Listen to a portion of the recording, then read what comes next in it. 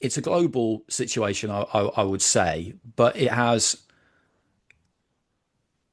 We see it best illustrated in what's happened in British boxing because I look at all of the mega Saudi cards that I was lucky enough to cover from AJ and Garnu right through to the last crescendo. If you look at that, it was pretty much a 12-month period, wasn't it? Actually, Yeah. unbelievable cards. And actually, looking at it now, he probably did stack them too deep, Mm. Turki Al Sheikh, because I wouldn't say he's run out of fights, but at the same time, he could do with some of them now, couldn't he? Some of the ones that were on the undercard. And I know Mm. fights don't keep, you can't put them in cold storage, but I'm sure you understand what I'm saying. Mm. And because the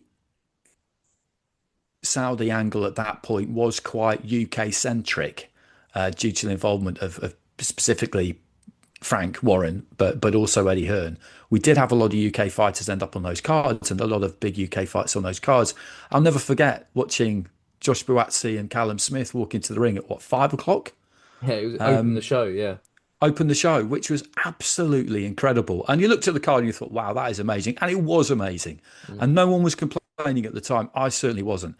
But at the same time, you are thinking to yourself, this is a bit mad because that is an absolutely tremendous Saturday night headline fight that pack out the O2 Arena or Liverpool Echo or Manchester Arena.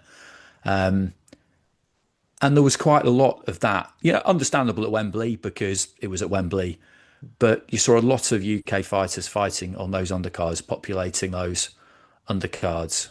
And it was good for them, but it meant that domestic shows, I think, did suffer. It's not quite the same, but it did remind me of when Eddie Hearn started the Zone USA.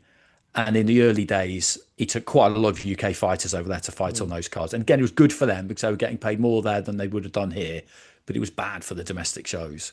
Mm. So it has had an impact. It's not like there haven't been good shows, but there's not that much noise around British boxing at the minute, is there? I think that's another a thing that I have noticed. I think that is partly over the last few months due to the inactivity of Sky, and with the BBC getting involved.